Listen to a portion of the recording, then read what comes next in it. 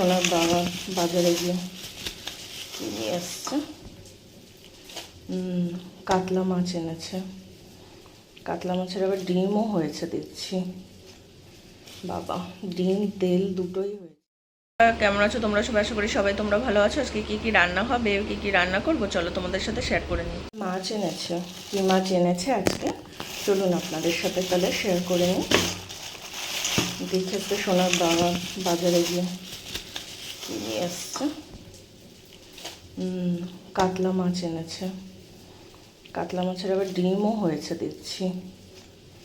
বাবা, ডিম তেল দুটোই হয়েছে যে। আর বড় কাতলা মাছ এটা, এই যে বড় পিস সব হয়েছে। ডিমটাও বড় আছে বেশ। আর এই যে মাথা দেখলে বোঝা যায় যে কত বড় মাছটা। মাথাটাও বড় বেশ।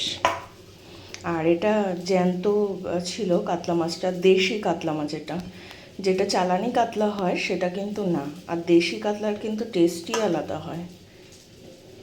এটা ঝোল করলে দারুণ লাগবে। দেখি কি দিয়ে করি, আপনাদের সাথে শেয়ার করব। আর আমার কালকে থেকে জ্বর আছে গায়ে, ওই জন্য কিন্তু গলা বসে গেছে। কেউ কিছু মনে করবেন না, গলাটা একটু ভাঙা ভাঙা লাগবে। রুটি করে ফেললাম একদম তাড়াহুড়ো করে। আর টিফিনের আজকে তরকারি হয়নি, আজকে হচ্ছে ডিম ভাজা। 3টে ডিম ভেজে ফেলছি এইভাবে পেঁয়াজ টিয়াজ দিয়ে। আজকে ডিম ভাজা দিয়ে রুটি দিয়ে খাবে। আর এদিকে ভাত বসিয়ে দিয়েছি, ছেলে ভাত খাবে। আর ডিম সিদ্ধ দিয়ে দিলাম ছেলের জন্য, আর এটা সোনার বাবা খাবে। কিন্তু আমি সব নুন হলুদ মাখিয়ে নিয়েছি। এদিকে কড়াই তেল দিয়ে দিলাম আমি।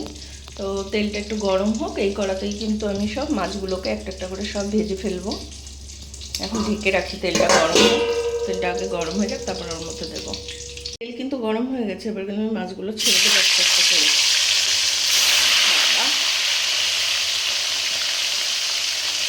ছটফট করছে।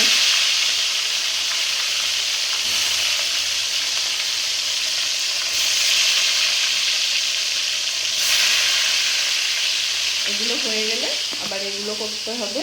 তো আমি আগে এই মাছগুলো ভেজে ফেলি, তারপরে ওগুলো আবার করবো। দিয়ে কিন্তু মাছের ঝোল করবো।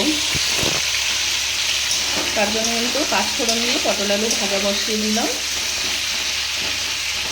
এর ভিতরে আমি একটু নুন হলুদ দিয়ে দেবো, একসাথে করে ভেজে নেবো। আদা পেঁয়াজ কাঁচা লঙ্কা বেটে রেখেছি আমি। এর ভিতরে একটু জিরের গুঁড়ো দেবো, লঙ্কার গুঁড়ো দেবো, দিয়ে কিন্তু পটল আলু দিয়ে মাছের ঝোল করে ফেলবো। আর আজকে আমি আর অন্য কিছু করবো না, শরীরটা খারাপ তো, জ্বর এসেছে। আর রান্নাঘরে দাঁড়াতে পারছি না গরমের পাশে, একদম মাথা ঘুরছে এত। আর এই জ্বরটা এখন সবার হচ্ছে, ভাইরাল ফিভার। এই জ্বরটা হলে একদম মাথা তোলা যাচ্ছে না, মাথা ঘুরছে। মশলা দিয়ে দিয়েছি কিন্তু এবার মশলাটা কষানো হয়ে গেলে তারপরে আমি কিন্তু এর মধ্যে পরিমাণ মতো জল দিয়ে দেবো। আর এর মধ্যে কিন্তু আদা পেঁয়াজ কাঁচা লঙ্কা বাটা, জিরের গুঁড়ো, লঙ্কার গুঁড়ো আছে, নুন হলুদ আছে। এই দিয়ে কিন্তু আমি এখন পটল আলু দিয়ে করছি। মশলা কিন্তু কষানো হয়ে গেছে, এবার কিন্তু আমি পরিমাণ মতো এর ভিতরে জল দিয়ে দেবো। একটু নুন কম হয়েছিল বলে কিন্তু মশলা একটু নুন দিয়েছি আমি।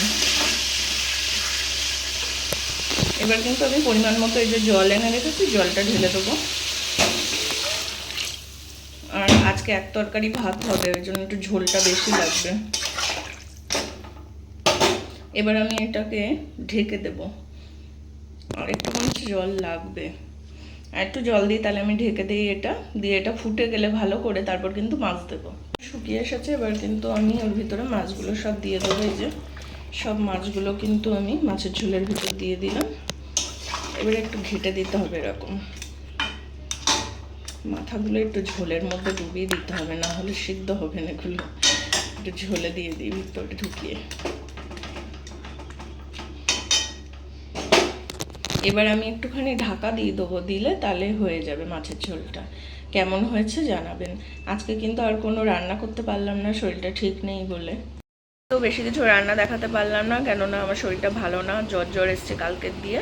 কেমন লাগলো ভিডিওটা অবশ্যই জানাবে। ভালো লাগলে লাইক শেয়ার কমেন্ট আর সাবস্ক্রাইব করে সাথে থাকবে, পাশে থাকবে। আজকের মতো এখানে টাটা, কালকে আবার দেখা হবে তোমাদের সাথে।